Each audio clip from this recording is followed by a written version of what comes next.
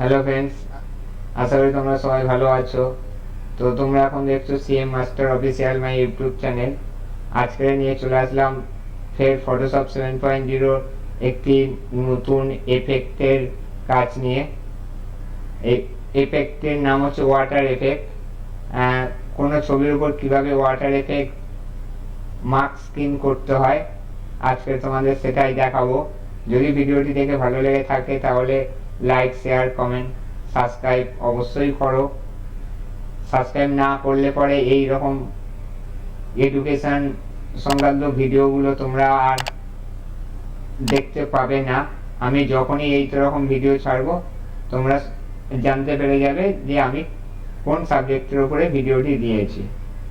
তো চলো সময় বেশি নষ্ট না করে তাহলে শুরু করা যাক।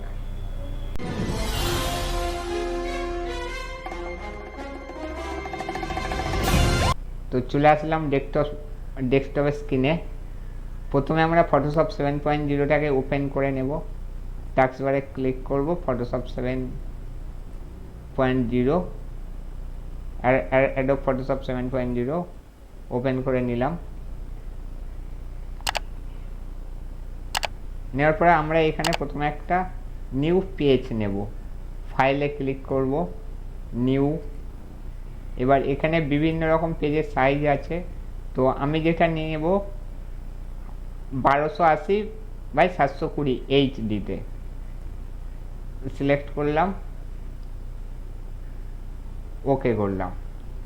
তো পেজ আমাদের চলে এসছে। এবার কি করব, একে একে ফটোগুলো এখানে অ্যাড করব।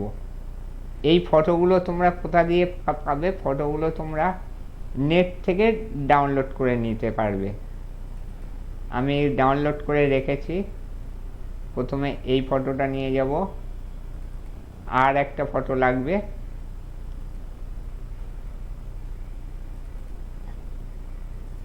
এই ফটোটা লাগবে, এই ইমেজটা। দেখো দুটোই কিন্তু পিএনজি ফাইলে তোমরা গুগলে গিয়ে সার্চ করবে, করলেই পেয়ে যাবে। তো প্রথমে আমরা এই ছবিটাকে এই যে পেজটা নিয়েছি এই পেজের উপর নিয়ে আসবো। কীভাবে নিয়ে আসবো? এইটাকে বলা হয় মুভ টুল। এই মুভ টুলে ক্লিক করব, আর মুভ টুলে কোনগুলোকে সিলেক্ট করে রাখতে হবে এর আগের ভিডিওতে আমি দেখিয়েছি। তোমরা আমার ফটোশপ 7.0 পার্ট 1-এর ভিডিওটা দেখে নেবে, নিলে মুভ টুলের কাজটা বুঝতে পারবে। প্রত্যেকটা ভিডিওতে দেখানোটা সম্ভব নয়। তো আমরা মুভ টুলে ক্লিক করব, করে ছবিটার ওপরে মাউস পয়েন্ট ক্লিক করে চেপে ধরে যে পেজটা নিয়ে এসেছি সেই পেজের ওপর ড্র্যাগ করব। ড্র্যাগ করে দেওয়ার পরে এই যে চার সাইডে বর্ডারটা আছে আর ছোটো ছোটো বক্স আছে, আমরা এই কোণের বক্সটাকে ধরবো, ধরে আস্তে করে নিচের দিকে টেনে ছবিটাকে ছোট করব। এবার ওপর থেকে ছোট করব, তোমরা তোমাদের মতো করে ছোট বড় করে নেবে। তো আমি আগে প্রথমে এই জায়গাটাকে সেট আপ করবো, এই জায়গাটা সেট আপ করে দিলাম। ছবিটাকে একটু বড় করব সাইডে আর ওপরে। ছবিটা চওড়া হয়ে গেছে, একটু সরু করব, হলো। এবার সিলেক্ট টুলে ক্লিক করব। সিলেক্ট টুলে ক্লিক করার পরে অ্যাপ্লাই করব। এবার এই ছবিটাকে মিনিমাইজ বা কেটেও দিতে পারো, আমি কেটে দিলাম। নেক্সট ছবিটাকে এই ওয়াটার এফেক্ট ছবিটাকে নিয়ে যাব। ফের মুভ টুলে ক্লিক করলাম, সেমভাবে এই ছবির উপর নিয়ে আসলাম, এনে একে ছোট করব। এবারে ছোট করে পজিশন মতো তৈরি করে নেব। ছোট করলাম, করার পরে এটাকে রোটেট করব। ফাঁকা জায়গায় মাউস পয়েন্ট নিয়ে গেলেই দেখো মাউসে একটা রোটেটের সিম্বল দিয়েছে, চেপে ধরে আমি ঘোরাবো। ঘোরালে পরে ছোট হয়ে যাবে। ছোট হলো, এই ঘুরে গেল। এবার একে ঠিক পজিশন মতো বসাবো। আগে আমি একে এই পজিশানে রাখবো, ঠিক এই পজিশানে। এবার এটাকে ঠিক পজিশন মতো রাখতে হবে। রাখার পরে সিলেক্ট টুলে ক্লিক করব। ক্লিক করার পরে অ্যাপ্লাই। এইবারে কি করব, এটাকে মার্কস করব। আমি পিছনের ছবিটা কেটে দিই, এটাকে মার্কস করব। মার্কস কীভাবে করব, মার্কস করার জন্য লেয়ার বক্সে নিচের দিকে দেখো একটা মার্কিং টুল আছে, এইটা, এই টুলটাতে ক্লিক করব। ক্লিক করার পরে একটা জিনিস সবসময় মাথায় রাখতে হবে, এখানে দেখো উপরেরটাকে বলা হয় ফরগ্রাউন্ড কালার, নিচেরটা ব্যাকগ্রাউন্ড কালার। আমরা ফরগ্রাউন্ড কালারটাকে ব্ল্যাক রাখবো, যদি ব্ল্যাক না থাকে জাস্ট এখানে ক্লিক করবে, করলেই একটা ফরগ্রাউন্ডটা হোয়াইট হয়ে যাবে, ব্যাকগ্রাউন্ডটা ব্ল্যাক দেখাবে। ঠিক এই কর্নারের এই সিম্বলটার উপরে ক্লিক করবে, করলে এটা রোটেট হয়ে গেল, মানে উপরেরটা ফরগ্রাউন্ড হয়ে গেল, পিছনেরটা ব্যাকগ্রাউন্ড হয়ে গেল। হয়ে যাওয়ার পরে আমরা এই ব্রাশ টুলে ক্লিক করব। ব্রাশ টুলে ক্লিক করে নিয়ে ঠিক ওপরে ব্রাশের স্টাইলটাকে আমরা 300-তে নিয়ে যাব। 300 কোথায় আছে দেখে নিই, এই হচ্ছে 300। দেখো ব্রাশের সাইজটা প্রচণ্ড বড় হয়ে আছে, এটাকে এই বারে ক্লিক করে ছোট করে নেব, আর একটু বড় করব, হয়ে গেছে। এটাকে আমরা 100 করব। যদি কারোর 100 না থাকে এটাকে 100 করে দেবে। দিয়ে এবারে এটার উপরে যেহেতু ক্লিক অবস্থায় রেখে দিয়ে এটাকে ব্ল্যাক করে দিতে হবে, যদি ব্ল্যাক না করা হয় তাহলে কিন্তু মার্কস হবে না। জাস্ট আ মিনিট, আমার এটা ব্ল্যাক হয়ে যাচ্ছে। এই যে ব্ল্যাকটা হলো এর কারণ হচ্ছে আমরা এই টুলটাতে ক্লিক করে এর উপরে মার্কস করব। দেখো মার্কস করলে উঠে যাচ্ছে। এই যে ব্ল্যাকটা হয়ে গিয়েছিল আগে, সেটা এই মার্কসের উপরে ক্লিক করা ছিল বলে, তোমরা এই মার্কিনের উপরে ক্লিক করে তারপরে মার্কস করবে। আমি এবার সাইডগুলো মুছে দেবো, মানে যতটা মোছার যেমনভাবে অ্যাডজাস্ট করে নিয়ে করতে হবে সেইটুকুনি রেখে বাকিটা মুছে দেব। জাস্ট এর উপরে মাউস পয়েন্ট চেপে ধরে ঘোরালেই এটা মার্কস্কিন হবে।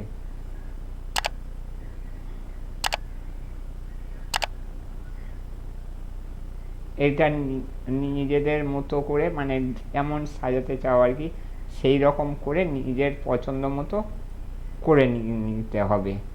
এইবার যদি কোথাও মেবি ভুল করে মার্কস করে ফেলো, তাহলে কি ডিলিট করবে? না, ডিলিট করার দরকার নেই। এই যে ফরগ্রাউন্ডটা ব্ল্যাক আছে এটাকে হোয়াইট করে দেবে, দিয়ে মার্কস্কিনটা সেখানে ঘোরাবে। দেখো আগে যেখানে যা ছিল ফিরে সব চলে আসলো। ফিরে এটাকে ফরগ্রাউন্ডটাকে ব্ল্যাক করব, করে মার্কস করব।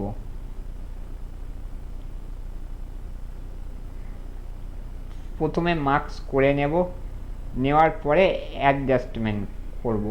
তো আমি প্রথমে মার্কস করে নিচ্ছি,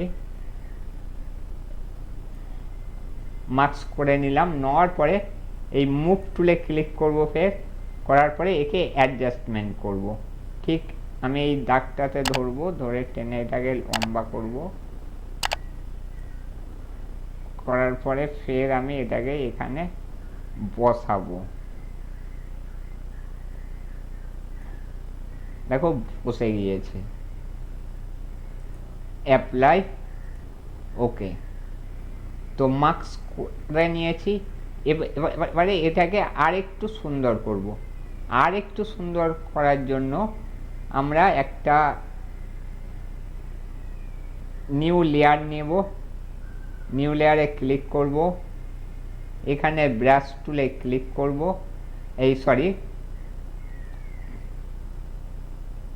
এয়ারড্রপ টুলে ক্লিক করব, করে এই যে ওয়াটার কালারটাকে ড্রপ করে নেব। আগে ড্রপ করে নিলাম, এই চলে এসেছে।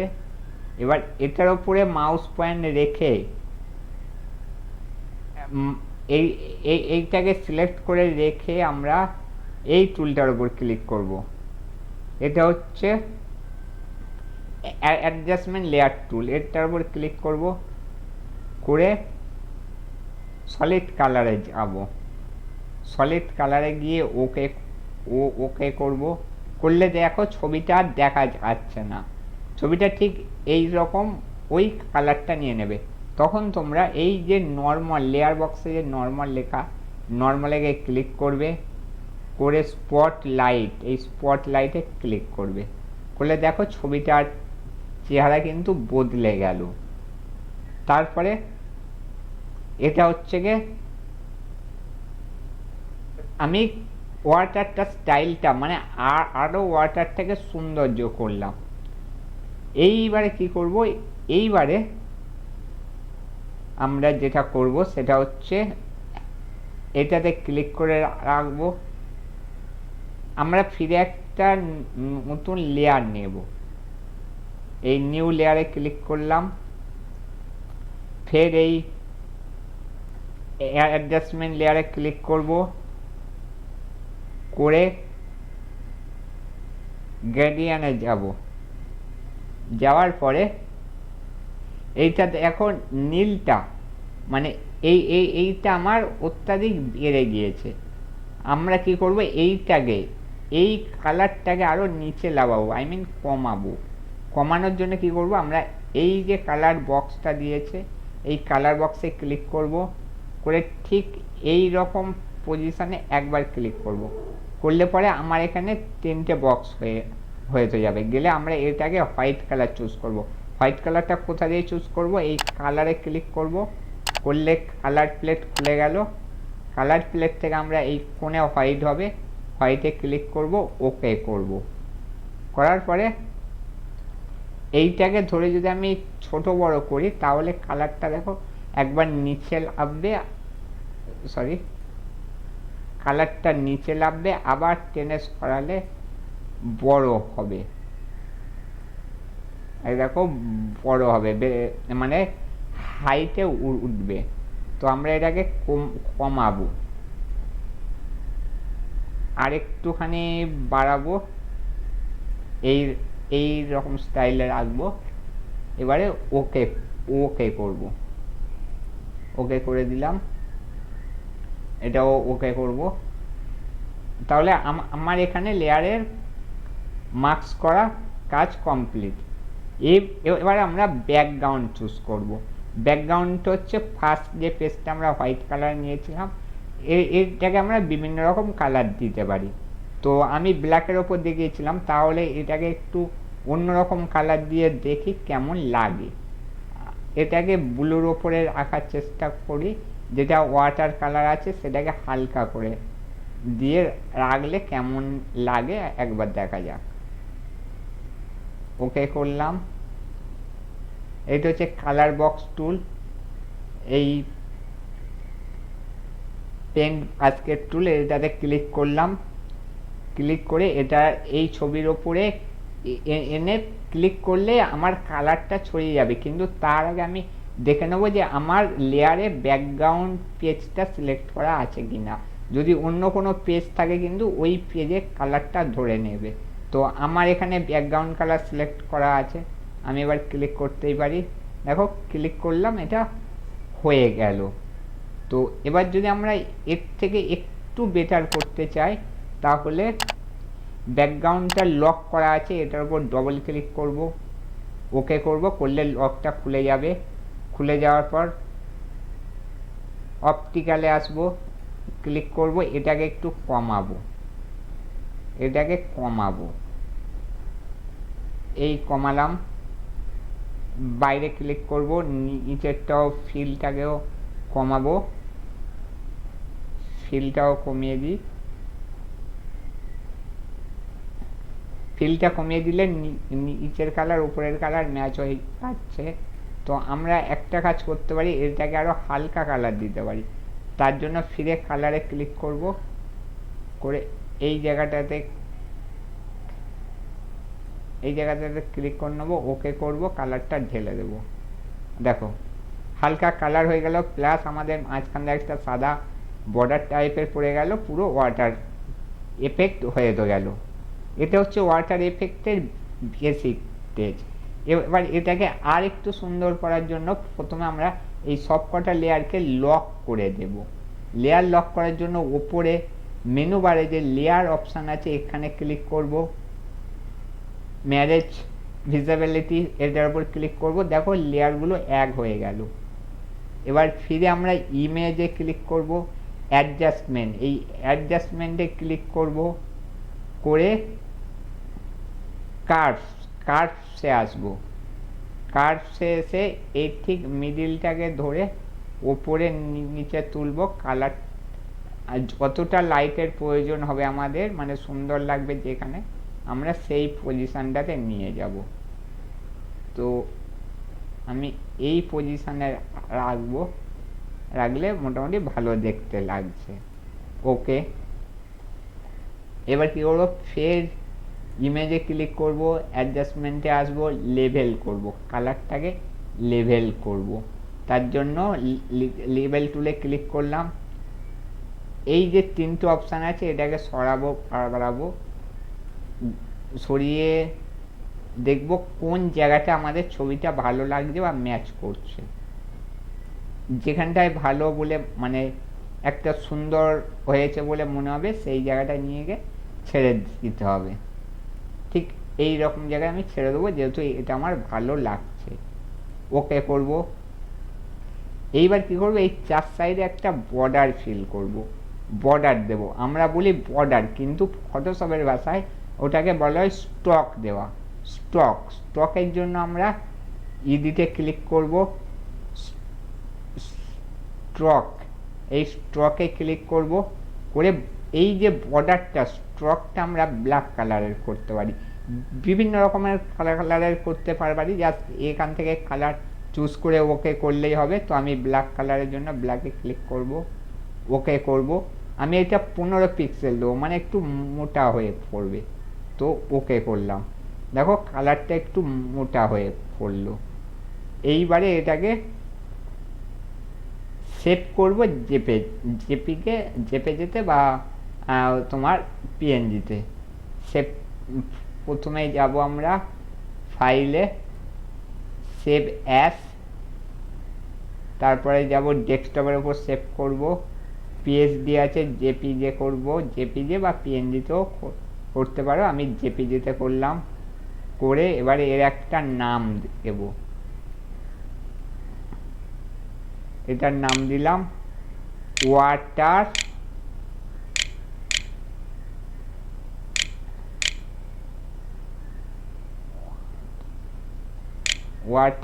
এফেক্ট,